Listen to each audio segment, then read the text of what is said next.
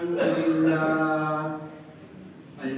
لله وكفى وسلام على عباده الذين اصطفى أما بعد فأعوذ بالله من الشيطان الرجيم بسم الله الرحمن الرحيم يا أيها الذين آمنوا اتقوا الله ولتنظر نفس ما قدمت لغد واتقوا الله إن الله خبير بما تعملون صدق الله العظيم.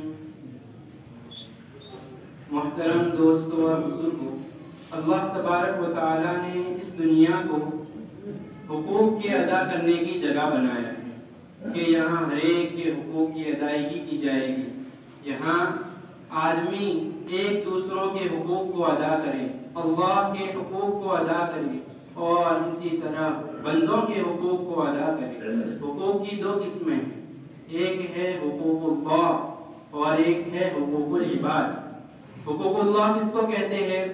وہ حقوق جس کا تعلق اللہ سے ہے اس کو کہتے ہیں حقوق اللہ، اور وہ حقوق جن کا تعلق بندوں سے ہے اس کو کہا جاتا ہے حقوق العباد. جب آدمی اس دنیا کے اندر آتا ہے تو قسم قسم کے تعلقات قائم ہوتے ہیں اور اس کی حقوق کی ادائیگی کی اس کو ضرورت ہوتی ہے کہ ایک آدمی اپنے بیٹے کے ساتھ کیا تعلق کرے گا، کہ اس کو کس طرح اس کے حقوق کو ادا کرے گا. ایک بیوی اپنے شوہر کا کیا تعلق ہے، اس کو حقوق کو ادا کرے. اسی طرح ایک پڑوسی اپنے دوسرے پڑوسی کے حقوق کو ادا کرے. یہ حقوق العباد سے تعلق رکھتا ہے. اللہ کے نبی صلی اللہ علیہ وسلم نے ارشاد فرمایا صحابہ کرام سے، کیا تم جانتے ہو مفلس کون ہے؟ تم مفلس کس کو کہتے ہو؟ صحابہ کرام رضوان اللہ تعالی علیہم اجمعین نے ارشاد فرمایا ہمارے درمیان مفلس تو اس آدمی کو کہا جاتا ہے جس کے پاس نہ دینار ہو نہ درہم ہو، یعنی جس کے پاس مال و دولت نہ ہو، پیسہ روپیہ نہ ہو، اس کو ہم مفلس کہتے ہیں. اللہ کے نبی صلی اللہ علیہ وسلم نے ارشاد فرمایا میری امت کا مفلس وہ آدمی ہے جو قیامت کے دن بہت ساری نیکیاں لے کر آئے گا، بہت ساری نیکیاں لے کر آئے گا. یعنی نمازوں کی کثرت ہے، نفل نمازیں بھی کثرت سے پڑھی ہے اور فرض نمازوں کی ادائیگی بھی کی ہے، نوافل کی روزوں کی بھی بڑی کثرت لے کر آیا ہے، اور اسی طرح فرائض روزے جو ہیں اس کو بھی پورا ادا کر کے لایا ہے. اسی طرح زکوٰۃ کو بھی ادا کیا ہے، خیرات کو بھی کثرت سے کیا ہے.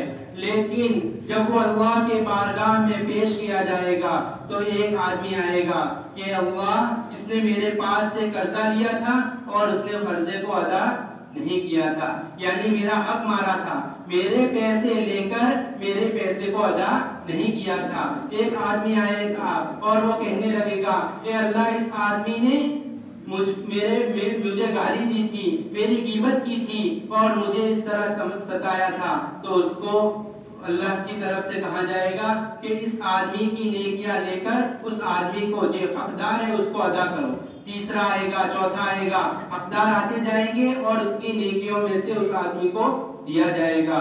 اخیر میں اس کے پاس نیکیوں کا کوئی ذخیرہ نہیں رہے گا، کوئی نیکی اس کے پاس باقی نہیں رہے گی.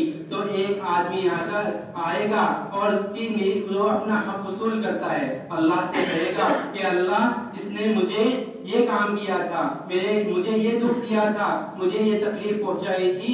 تو اللہ تبارک و تعالیٰ سے اس سے کہیں گے کہ بھائی اس کے گناہ کو حقدار کے گناہ لے کر اس آدمی کے اوپر تھوپا جائے گا. یعنی جس آدمی نے جس کو ستایا ہوگا وہ تمام حقدار کو وصول کرنے کے لیے آئیں گے، تمام حقدار. اور جب اس کے پاس نیکیاں باقی نہیں رہے گی تو اس آدمی کے گناہ اس آدمی کے اوپر ڈالے جائیں گے. اور اللہ کے نبی صلی اللہ علیہ وسلم ارشاد فرماتے ہیں کہ اس آدمی کو جہنم میں پہنچا دیا جائے گا.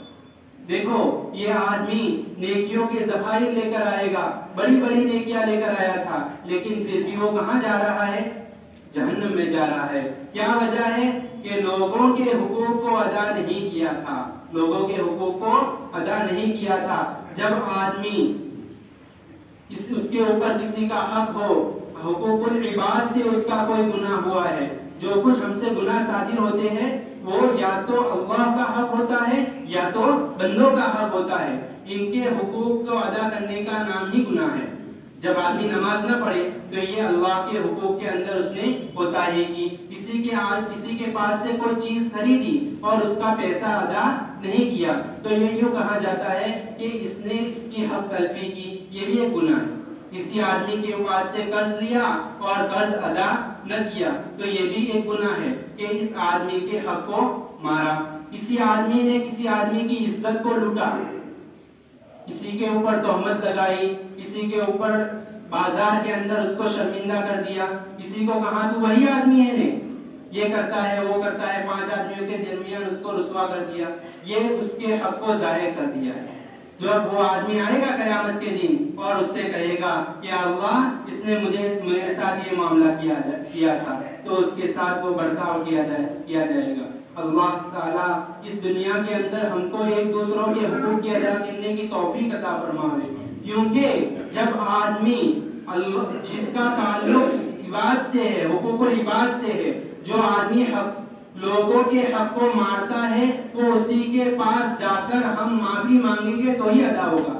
ایک آدمی کو شب قدر مل جائے، لیلۃ القدر کی رات اس کو مل جائے، لیلۃ القدر مل جاتی ہے، پوری رات مغرب کی نماز سے لے کر فجر کی نماز تک اللہ کے سامنے روتا ہے، گر گراتا ہے اور اللہ سے کہتا ہے کہ اللہ میں نے فلاں گھر کے اندر چوری کی تھی، یا اللہ میں نے پورا گھر کے اندر ڈاکہ زنی کی تھی، اس کو تہمت لگائی تھی، اس کی غیبت کی تھی، یا اللہ مجھے معاف کر دے، یا اللہ مجھے معاف کر دے، یا اللہ مجھے معاف کر دے۔ تو اللہ تبارک و تعالیٰ اس سے کہیں گے کہ بھائی یہ تو تیرا اور اس کا معاملہ ہے، جاؤ اس کے پاس جا کر اس کی معافی مانگو۔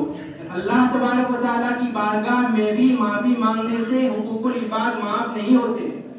آدمی اس آدمی کے پاس جاوے، معافی مانگے اور جو حق اس نے دبایا ہے، کسی کی زمین لے لی ہے یا میراث کے اندر حقوق کو ادا نہیں کیا ہے تو اس آدمی کو وہ حق ادا کرے، وہ آدمی اس کے حقوق کو ادا کرے، اس سے معافی مانگے۔ غیبت کی ہے تو غیبت جس کی ہے اس کے پاس جا کر معافی مانگے، اور اسی طرح جو تہمت لگائی ہے اس کے پاس جا کر تہمت سے معافی مانگے کہ بھائی مجھے معاف کر دو کیونکہ میں نے تمہاری غیبت کی تھی، بھائی مجھے معاف کر دو میں نے تمہاری دل شکنی کی تھی، تمہارا دل دکھایا تھا، تو اس آدمی کے پاس جا کر معافی مانگے تو ہی اس کی یہ معافی ہوگی، ورنہ اس کی معافی ہوگی نہیں۔ اگر قیامت کے دن یہ معافی کا معاملہ نہیں ہوا، دنیا کے اندر معافی کا معاملہ نہیں ہوا، اللہ کے بارگاہ میں پیشی ہوئی تو وہی معاملہ ہوگا جو اللہ کے نبی صلی اللہ علیہ وسلم نے ارشاد فرمایا حدیث نبوی کے اندر۔ اس لیے ہمیں ضرورت ہے اس بات کی کہ ہم ایک دوسروں کے حقوق کو ادا کریں، اس دنیا کے اندر حقوق کو ادا کر کے دنیا سے جاوے۔ ہمارے اکابر دعاؤں میں یہی چیز مانگتے ہیں کہ اللہ جب ہماری موت آوے تو اس حال میں موت آوے کہ کسی کا کوئی حق واجب الادا ہم پر باقی نہ رہ گیا ہو، یا اللہ تیرا بھی کوئی حق باقی نہ رہ گیا ہو اور تیرے بندوں میں سے کسی کا بھی کوئی حق باقی نہ رہ گیا ہو۔ اگر آدمی اس طور پر اس دنیا سے جاتا ہے اور اپنے پروردگار کو راضی کر کے اس دنیا سے جاتا ہے تو اس کی آخرت بن جاتی ہے۔ دنیا کے اندر جس کا حساب کتاب معاملہ صاف ہے، لوگوں کے ساتھ، اپنے گھر والوں کے ساتھ، اپنی بیوی بچوں کے ساتھ، ماں باپ کے ساتھ اور اڑوس پڑوس کے رہنے والوں کے ساتھ، تو اس کا آخرت کا معاملہ بھی بہت ہی آسان ہے۔ اگر دنیا کے اندر اس معاملے کو صاف نہ کیا گیا تو آخرت کے اندر عذاب بہت سخت ہے۔ اللہ کے نبی صلی اللہ علیہ وسلم، حضرت ابو ہریرہ رضی اللہ تعالیٰ عنہ سے روایت ہے، اللہ کے نبی صلی اللہ علیہ وسلم نے ارشاد فرمایا کسی آدمی کا کوئی حق اس دنیا کے اندر باقی ہو تو وہ اس کو ادا کر دے، کیوں کہ اس دن کے آنے سے پہلے جس دن نہ کوئی دینار ہوگا نہ کوئی درہم ہوگا. ہاں اس دن روپیوں پیسوں سے کوئی کام نہیں چلے گا. اس دن کو نیکیوں سے آج اس کا مبادلہ کیا جائے گا کہ ایک آدمی کی نیکیاں حقدار کو ادا کی جائے گی. ایک آدمی آئے گا اس کی نیکیوں سے لے کر اس کے حق کو ادا کیا جائے گا. یہ ہے حقوق العباد. اس کی ادائیگی بہت ضروری ہے جس کو ہمارے یہاں بالکل کچھ سمجھا ہی نہیں جاتا کہ اس کو بھی یہ کوئی گناہ ہے. یہ بھی کوئی گناہ ہے. ہمارے یہاں اس کو سمجھا ہی نہیں جاتا کہ یہ گناہ ہے.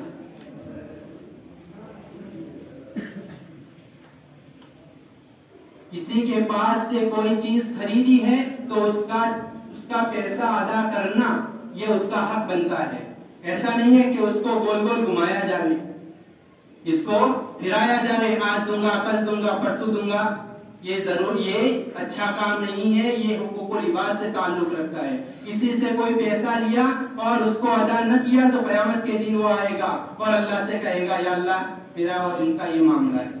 اسی طرح کسی کے ساتھ ٹکٹ کی تھی, وی سی کی تھی اور وی سی کو 3-4 کھلنے کے بعد اڑا دیا.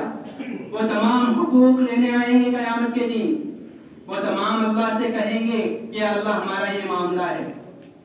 ہاں حدیث کی کتابوں میں آتا ہے, حدیث شریف کے اندر اس کی تشریح نہیں ہے, لیکن الاشباح نام کی کتاب میں یہ لکھا ہوا ہے کہ درہم کا 6واں حصہ اگر کسی آدمی نے لیا ہے تو 70 مقبول نمازیں اس کی لے لی جائے گی. ہمارے پاس کہاں ایسی مقبول نمازیں ہیں کہ ہم ہماری نمازیں اس کو دیکھ سکیں گے. ہاں اگر کوئی آدمی پیسہ لے کر بھی ہم سے معافی مانگتا, ہماری معافی قبول کرتا ہے, ہم کو معاف کر دیتا ہے پیسہ لے کر بھی, تو اس دنیا کے اندر رہ کر وہ بہت سستا سودا ہے. ہاں قیامت کے دن آئیں گے تو باپ بھی اپنے بیٹے کا ماننے گا نہیں. اگر باپ کا کوئی حق بیٹے کے اوپر باقی رہ گیا ہوگا تو باپ کہے گا قیامت کے دن, اے پیارے بیٹے میں نے پوری زندگی تجھے کیا کیا تھا, تیری پرورش کی تھی, تجھے نانو اپا پہنچایا. لیکن وہ اس دن یہی کہے گا وہ بات صحیح ہے لیکن میرا وہ حق آپ کا باقی ہے. وہ بیٹا بھی اس وقت باپ کی نہیں مانے گا, بیٹا بھی اس وقت اپنے باپ کی نہیں مانے گا اور وہ حق کو وصول کرے گا. وہ بڑا سخت دن ہوگا کہ جس دن آدمیوں کو حساب کتاب لیا جائے گا. اللہ اس کے منصف ہوگے, اللہ کے ہاتھ میں ترازو ہوگا. اس وقت کسی کا کوئی نہیں چلے گا. اس وقت پیسہ اور درہم دینار نہیں چلے گا. اس وقت نیکیوں سے تبادلہ ہوگا اور ہر ایک کو اپنی نیکیاں دینی پڑے گی. ہاں بیوی بھی اس دن کسی اپنے شوہر کی نہیں مانے گی. وہ پیار اپنی جگہ پر ہے, جنت میں جا کر لے لیں گے, لیکن وہ حق ہمارا دے دو, وہ حق جو باقی ہے نا وہ دے دو. ہم تو اللہ سے کہیں گے. ہاں ایک مرتبہ حضرت عائشہ صدیقہ رضی اللہ تعالی عنہا گھر میں رو رہی تھی. اللہ کے نبی صلی اللہ علیہ وسلم نے پوچھا کیوں رو رہی ہو؟ حضرت عائشہ صدیقہ رضی اللہ تعالی عنہا کہنے لگی اے اللہ کے رسول صلی اللہ علیہ وسلم مجھے جہنم کی یاد آ گئی, جہنم کی وجہ سے میں رو رہی ہوں. اللہ کے نبی صلی اللہ علیہ وسلم سے حضرت عائشہ صدیقہ رضی اللہ تعالی عنہا نے دریافت کیا کہ اللہ کے رسول صلی اللہ علیہ وسلم تم اس دن ہم گھر والوں کو یاد کرو گے, اس دن اپنے گھر والوں کو یاد کرو گے؟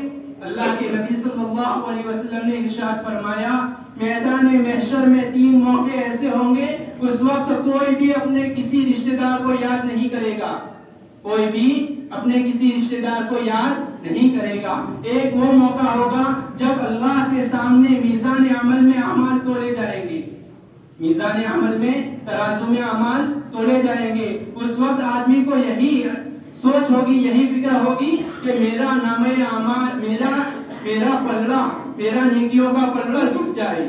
اس وقت وہ کسی کو یاد نہیں کرے گا. دوسرا موقع وہ ہوگا جب نامہ اعمال تقسیم کیا جائے گا, جنتیوں کو اور نیک فرمانبردار لوگوں کو اپنا نامہ اعمال داہنے ہاتھ میں دیا جائے گا. وہ خوشی کے مارے یوں کہے گا دیکھو پڑھو یہ میرا نامہ اعمال ہے, سب کو خوشی خوشی بتاتا پھرے گا اور اس وقت کوئی کسی کو یاد نہیں کرے گا. نمبر 1 میزان اللہ کے سامنے ترازو کے وقت اعمال تولے جائیں گے, اس وقت کوئی یاد نہیں کرے گا. نامہ اعمال دینے کے وقت کہ بہت سارے وہ بھی ہوں گے کہ جن کو دانے ہاتھ میں جو جہنمی ہوگے ان کو بائیں ہاتھ میں اس کا سرٹیفکیٹ اور نامہ اعمال دیا جائے گا، اس وقت کوئی کسی کو یاد نہیں کرے گا۔ تیسرا وہ موقع ہوگا کہ پل صراط کے اوپر جب گزر ہوگا تو کوئی کسی کو یاد نہیں کرے گا۔ ہاں، دنیا کے اندر رہ کر ہم اپنے حقوق کی ادائیگی کر لیں، یہ بہت سستا سودا ہے۔ کسی کے پاس جا کر معافی مانگنے کا موقع ہوئے تو معافی مانگ لینی چاہیے کہ میں نے فلاں وقت تمہارا دل دکھایا تھا تو مجھے معاف کر دو، میں نے تمہارا یہ پیسہ لیا تھا میں ادا کرتا ہوں اور تم مجھے معاف کر دو۔ یا کسی کے پاس کچھ بھی تعلق ہے، کسی کی زمین غصب کی ہے یا کوئی بھی معاملہ پہ یہاں ہوا ہے، ان سے جا کر وہ اس کی زمین کو پوری ادا کر دی جاوے اور اس سے معافی مانگ لی جاوے کہ اتنے سالوں سے میں نے تم کو ستایا ہے اور اتنے سالوں سے میں نے اس کو غضب کیا ہے۔ ہاں، اس دنیا کے اندر رہتے ہوئے ہمارے لیے یہ بہت آسان ہے۔ جب قیامت کے دن میزان عمل اور اعمال نامہ کے اندر جو کمی بیشی ہوگی کہ آدمی نیکیوں کے ذخیرے لے کر آیا ہے لیکن کیا ہو رہا ہے؟ جہنم میں جا رہا ہے۔ تو اللہ تبارک و تعالیٰ سے دعا کریں کہ اللہ تبارک و تعالیٰ ہم سب کو اپنے ایک دوسرے کے حقوق کی ادائیگی کی توفیق نصیب فرماوے اور دنیا کے اندر رہتے ہوئے جس کا حق باقی ہے، جس کا پیسہ دینا باقی ہے، جس کے کوئی بھی تعلق باقی ہے، اس کو ادا کرنے والے بن جاوے، ایک دوسرے سے معافی مانگ لے اور اپنے دلوں کو پاک صاف کر کے اس دنیا سے جاوے۔ پتہ نہیں پہلے میری موت آ جاتی ہے یا سامنے والے کی موت آ جاتی ہے، اگر وہ بھی چلا جائے گا تو کس سے معافی مانگیں گے؟ اگر میں چلا گیا تو مجھے معافی مانگنا باقی ہے، میں کیسے معافی مانگوں گا؟ کسی کو پتہ نہیں کس کی موت کب آوے، اس لیے ہمیں ضرورت ہے کہ ایک دوسرے کے حقوق کو ادا کریں اور ایک دوسرے کے جو بھی حق باقی ہو اس دنیا کے اندر رہتے ہوئے اس کو ادا کر دیا جاوے۔ اللہ تبارک و تعالی ہم سب کو آخرت کی فکر عطا فرمائے اور اس دنیا کے اندر ایک دوسرے کے حقوق کی ادائیگی کی توفیق عطا فرمائے۔